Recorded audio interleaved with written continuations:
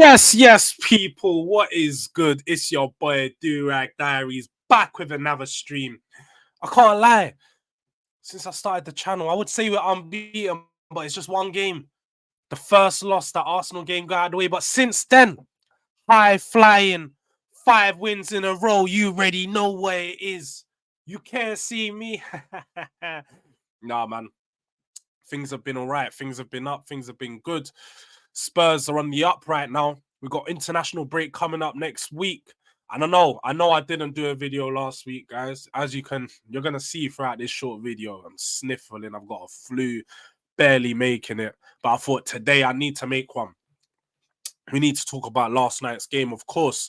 But before we get into all of that, let's do some housekeeping, please. Please, people, make sure that you're liking the video. Make sure you're subscribing. And make sure you're commenting, man. Make sure you're showing me some love. Tell me some of your thoughts. Tell me what you want to see. If you want to see another video, what type of content, let me know. Let me know. And of course, if you're not catching me on here, you already know where I'm going to be. TikTok, Durag Diaries. Same across all platforms, and _4George on Twitter, where I just be talking my ish. But yes, yesterday we played a game off the back of the Man United win, which we won't even talk about that because it was just light work. It was too easy. If you want to see me talk about it, you go watch Saeed's stream, Football Terrace, Never a Foul. I was everywhere after that game. I needed to, let it be known what Spurs really are on, and let these Man United fans, they need to manage their expectations, because the damage control they're trying to do right now is crazy.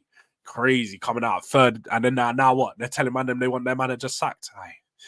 But yeah, I'm going on a tangent. Today we are here to talk about Tottenham Hotspur versus Ferencvaros. I think that's the name that the way that you say it. And first of all, 2-1 win, good win, solid. I can't lie, I wasn't happy with how shaky and nervy it was at times. Because I was watching it, I was sat on the edge of my bed, man. I'm sitting there thinking, right, like these lot can get a goal. We definitely let it be 1-0 for far too long. They started to grow into the game at the end of it, and as you saw, Ange needed to bring on the big boys. But let's start off with the lineups, because first of all, man, this was the game. This is what I've been looking forward to all season. We had double M starting, man, like Mikey Moore. Oof. We've got the Harry Kane regen and Will Lancashire. Lucas Bergvall started. Pap Sarr, he's been starting, but again, in midfield with him. And we had Archie Gray at centre-back, who later on moved to the left-back position after some troubles I wouldn't really say troubles for him, particularly at the back, but I think troubles with the way that they was finding the open spaces, most definitely on that left-hand side. I don't really know if Ben Davies was floating a bit too much and not really doing his role on the left-hand side enough. So we definitely had some troubles there, but I think Archie Gray in particular had a good game. Lucas Bergvall, I think he was impressive. Very neat with the ball at times. Some good 1-2 touch play. And I think he was doing really well to pick the ball up in the half spaces and in the pockets. But I'd like to see a bit more forward play from him, especially in these games where we're against teams and we're coming up against opposition where players aren't that good defensively and the systems aren't as astute as they are in the Premier League. I'd like to see him move the ball forward a bit more, play a bit more urgency, try to make that killer pass. And that's the one thing I think he was lacking yesterday. But I think he done really well on the ball. He kept the tempo going. He kept us, recycling the ball really well. And in possession, he done really well. Out of possession, I think that's where we had the problems, especially in the first half. You have to clap your hands and give it to Ferencvaros, because they caused us problems, man. That backline, Romero. Oh, hey, there's some problems with him, man. I don't know what it is with Romero, because I love Romero. You guys know. If you don't know, you'll get to know. I'm Romero's biggest fan. Captain Romero, Rolls Royce, Rolly Romero. I'll be doing up Romero prop for days. But it really seems like at this moment in time, every goal we concede seems to be like Romero's making a mistake. And it's not necessarily that he's making a mistake, but he's out of position. He's not marking the right player. He's not in the right place. And I think that's the one thing that I hate about Moreira's game because I love him so much as a defender. And even yesterday, there was times he's getting on the ball, playing some great forward passes, winning the ball high up the pitch, pressing them. Like he's doing this exactly what we need him to do. But then it's defensively, he has these lapses in concentration where he'll just leave a defender trailing in behind him and maybe expect someone else to pick it up, but they don't. No one else is picking it up. So then what? We're left with Romero looking like a bozo when he can have a great game. But at the end of the day, as a defender, you can defend well for 89 minutes. But if you concede a goal in the 90th minute, you've had a shit game. And unfortunately, that's just the way it is with football. Football leads on narratives because it's the exact same way that a striker can have a poor game, but he'll score at the end of the game. And we're all going to sit there and say he had a good game. We might not say he had a good game, but to walk away with a striker and be clinical in the clutch moment, that's what you need. And that's exactly the same thing we need with a defender is to make sure that he's being clinical in the clutch moments at the end of the game. He's clearing it out. He's getting rid of all the crosses that they're putting into the box, getting rid of all the dangers. Definitely think we could have used Van de Ven in the middle yesterday, but I totally understand why we didn't, and I can more than understand why Postecoglou's hesitant to throw the likes of Dorrington / Ashley Phillips when he wasn't on loan into the team, because I think the back line is one place where we play so dangerously. We play with that high line, so there's going to be a lot of risk with that, and better teams are going to punish us at times. So we definitely need to iron that out and fix that up in our games and play the game with less chaos. Because as a neutral and as a fan of any football, as just as a fan of football, it's entertaining to watch games. It's lovely to watch Tottenham right now. But as a Tottenham fan, way too much chaos. We need to slow down the games at times. We need to take control of it. And I think that's what we've done in the second half. Performances yesterday. Oh, let's stay on the positive. Let's stay on the positives. Mikey Moore, really, really impressive, man. This guy glides on the pitch. And do you know what? He reminds me of a young Jack Grealish at Aston Villa when he first burst onto the scene, the way he takes on defenders with ease. With ease. Within 30 seconds into the game, by the way, they were all here trying to catch a limb. They were sliding him. 30 seconds in, the young boy, they're trying to take him out. Like, give him a break. He was gliding all over the pitch, winning fouls constantly. And for the goal that we scored, he cut in off the right-hand side. I definitely think he'd be better off the left because you can tell he's very right-footed and he seems more comfortable cutting in and creating the issues that way and sort of having both options to go left and go right. But the goal that we did score, the first goal, really, really good move from Mikey Moore, comes in off the right side, plays outside a foot pass into the box that takes a few deflections, it was going into Papsar, but yeah, took a few deflections, and Papsar ended up ball falling to his feet. Defender didn't really know where it was, and he put the ball in the back of the net. Good finish. Definitely could have had a few more goals onwards from that, and I think Lancashire got in some really good positions. I was really impressed with him. Some great pressing work, and I think he looks really good on the ball, coming in deep, dropping in, and he plays really similar to Solanke. Really similar. So I guess it's really good for him to learn from Solanke throughout his time here. When Solanke's growing into the Tottenham team, he's got someone to model his game off of. And also, I'm going to have to blow my nose here, guys. Sorry, it's just his last part. I could barely fucking speak right now. Really, right.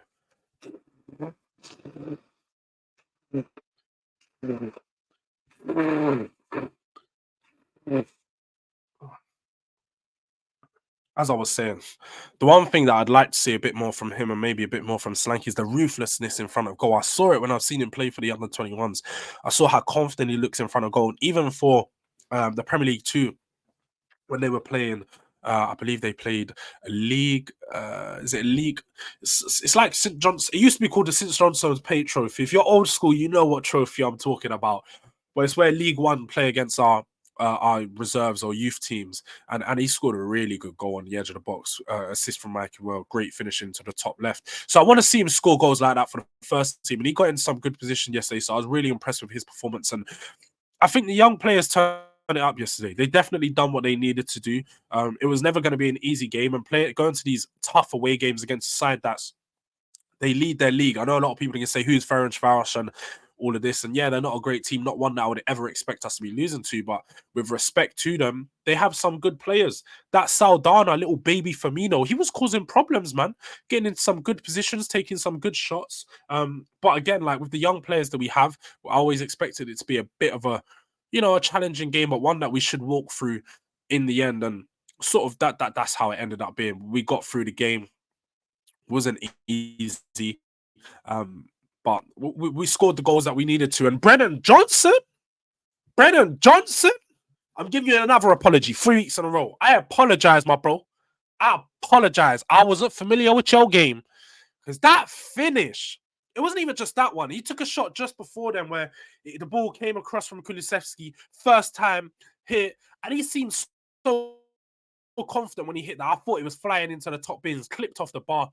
But again, the ball came to him in a similar position. Instead of shooting first time, this time he chopped it back onto his left-hand side. Cute little finish off the post and in. And he's been really impressive recently. One thing I've always said about him and I've maintained is he gets into good positions. He's one of those wingers that always arrive well into areas, but his problem was the lack of confidence in front of goal and just lack of confidence on the ball had sort of, it showed. He didn't really seem like he'd want to score the goals, whereas now I'm seeing him in front of goal and he's oozing it. He's oozing with confidence. He looks like he wants to score. He looks like he knows he's going to score at times. And the little smile and the cheek he walks off after, he's like 5 in 5, feeling special right now.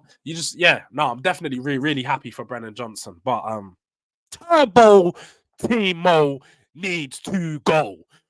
100%. Oh my God, I've seen enough of him. I didn't even get to talk about his Manchester United performance properly. But I'm seeing some disgraceful tweets on the timeline right now. Disgraceful. Stop telling me that Timo Werner is good enough because he gets into good positions. The difference between him and Brennan Johnson now, Brennan Johnson's young, 21, 22. You can be coached. Your finishing can get better. And it's quite clear to see it's just a confidence issue with him. I don't think he actually lacks the quality when he's in those positions and in certain areas because I've seen quality from him. But Turbo Timo needs to go. Cancel the loan with an ASAP effect, immediate effect. Get it done today. Because how did he miss that chance yesterday? Great ball again from Mikey Moore. Got robbed of an assist. Robbed. Ball come across. Edge of the box. You couldn't ask for it any better on the counter, honestly. Running through edge of the 18-yard box. Keeper comes out. You can put it right. You can put it left. You can put it over. And if you're even feeling extra cheeky, you could have went through the keeper's legs. But no. Timo Werner does what Timo Werner does. He tries to take it round the goalkeeper. Horrible touch. Horrible touch of a year. Horrible touch. And then he boots it over the bar. And I'd love to say that I actually got up when the ball was through a goal going, yeah. I sat there. I was sat in the back of my seat like this. I was like, it's only Timo. It's only Timo. We know what to expect of this fool, man. We really know what to expect. He had about 3 of these against Manchester United, so it's really nothing new here. But it's one of those ones, man. We need to cancel his loan ASAP. And as soon as Odebert's back from injury, he drops back down the pecking order to 6th or 7th choice winger because he's just absolutely atrocious. Atrocious, honestly. But yeah, man, Europa League, 2 wins in 2. Great start to the campaign. And I'm liking what I've seen from Ange recently with the tactical tweaks, the willingness to go with the younger players. Because last season, I get we really didn't have that much game time to do it, but this year he's really starting to give those young boys a chance, and you can see that he's got his favorites. He knows who's the ones he's going to start pushing through. So it's good to see, and it's really well from Spurs right now. But Brighton this weekend, big game. I want to see if we can easy team at all. They play good football, especially when they're at home. That Fabian Hurtzler,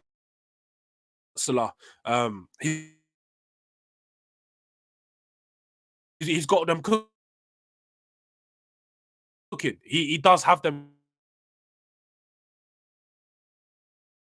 cooking. So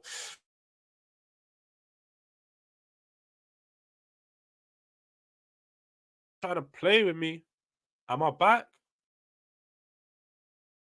Can you hear me? StreamYard's play. Well, look, I think that's a sign. We're not going to speak on Brighton too much because the connection's not connecting. But thank you guys for watching. Please, again, really appreciate if you can share this with your peoples. Subscribe to Durag Diaries. Plenty more content to come out. I know, as I said, I've been a bit ill, been a bit under the weather, so I haven't been able to record as much as I want. But as we come back from the international break, I'm gonna have some panel shows coming, some live shows, and just a bit more in general because yeah, been slacking. But thank you guys for watching. It's been your boy Durag Diaries, as you can see, strapped in, wrapped in, and prepared. And hopefully we got this back again for the Brighton game. So thank you. God bless. Goodbye. Yeah, man.